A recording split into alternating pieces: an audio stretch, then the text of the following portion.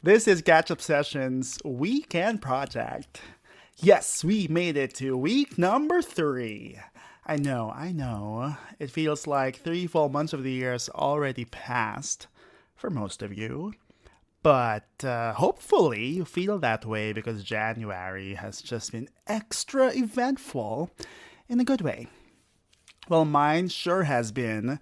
And it's not just because I've been doing a lot of new stuff, which you will hear more of in these sessions, but it's really thanks to having the time to reflect, which is the whole point of this is a little weekend project that we have going. So, in this session, we talk about my little art exhibit experience. Let's check it.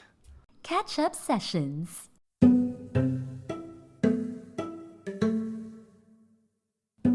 It is Meet the Artist weekend, but before we dive into that, I just have to register that this weekend was extra.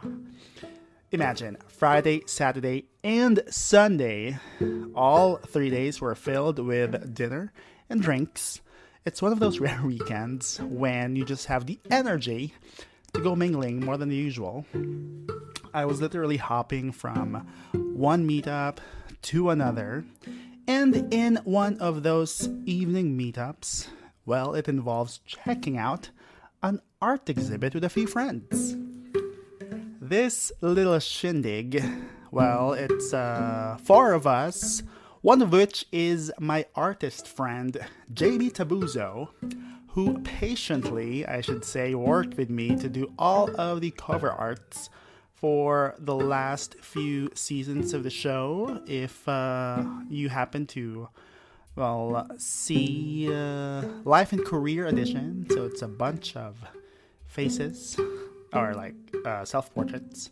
Not self-portraits, he has a self-portrait because he has an episode there, but it's also the rest of my guests and The Great Migration too. So featuring different country destinations. He was responsible for all of that. Some were done for a minimal fee, which I will not disclose. Most, actually, is just carefree lunch. Anyway, we went to this studio along Chino Roses in Makati. It's called Ultramondo Creative Space. And it features an exhibit called Delirium, running until the 18th of February. Now, the minute I walked in, I was basically greeted by this huge expanse of empty space. It's a welcome change, considering, all of the other buildings or homes. You will have a wall in front of your face covering your view to see just the entirety of that big box or cube. Now, let me share ahead that I am not at all well versed in art. However, I made it one of my goals this year to get my hands on a piece of artwork that I really, truly like. Something that will occupy a blank space in my little home. So I consider this trip a little treasure hunt, which is just the first of many galleries around the metro. Back to the Delirium exhibit, there are 3 artists co-sharing the space. You have Dave Locke, Mel Araneta, and Cashew, or Brian Casio. He is at studio_Cashew, that's Kashu, on Instagram. We approached him first since I think JB made prior arrangements. First things first, his art. It is a very distinct style, which I can only describe as a person form, but without gender or race. Hardly any definition, to be honest, apart from 3 eyes looking in different directions and the sea of gray that forms the shape of the head. Now, JB starts asking him to tell us more about his artwork, which I absolutely feel awkward about, for a bunch of reasons, and let me just cite 2. First of all, I am not fully convinced in purchasing his artwork, so I didn't feel like I wanted to go through the trouble asking about it. You know, that shopping rule that don't ask the sales lady about the outfit if you're not super interested.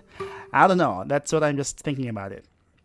The second, as I've said, since I'm not well versed in any form of art, I feel like I can't really contribute much, asking about what it is, the how, the who, the what, the where, and the when.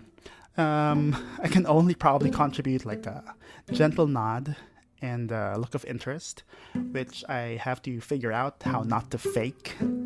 The lesson, though, which I learned and my friend shared to me is, well, I am overthinking it.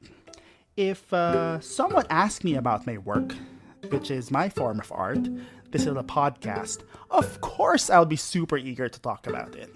So I feel like in that process, I was actually robbing the artist a chance to continue to express himself. And with words this time to describe his work. You know what? I actually ended up picking up a lot of really nice nuances. Things that you wouldn't otherwise see if you did not hear the perspective of the artist. So do try that out too. We then moved to artist number 2. His name is Sir Mel Alaneta, a73.artph on Instagram if you want to check out his art. He has silhouettes of heads with misplaced eyes. They were, I guess, either blue or green-eyed, referencing to the, in air quotes, Russian mafia that he apparently used to work for. And the pieces, or at least that collection, was aptly called People I Met. This time around, learning from the first encounter, I mustered enough courage and a little bit of enthusiasm to ask him, I think, just a couple of questions. 1, what's your inspiration? And basically, how often do you do his art? His answer was every single day. He even says he cannot stop.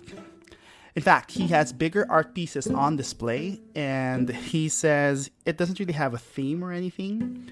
It's just that he pours out his soul onto the canvas, which definitely makes it rich and one of a kind. They say beauty is in the eye of the beholder. We've heard it many, many times.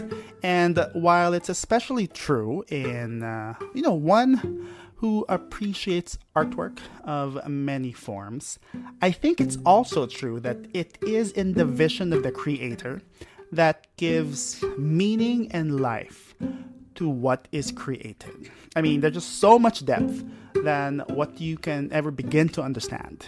And while the world, yes, this fun but sometimes sad world that we live in, can say many things about the work of art that is ourselves. Yes, I'm referring to myself as a work of art.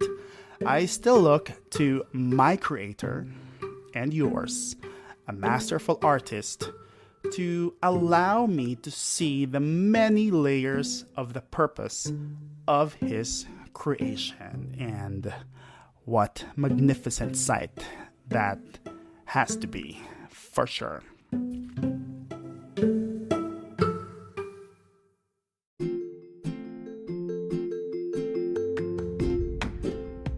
Let me wrap up with a quotation care of ChatGPT, the latest AI craze, that I also happened to stumble upon in that same weekend.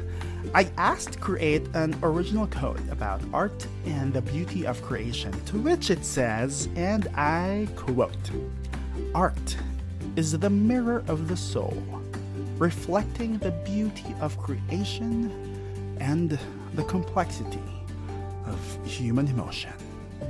End quote.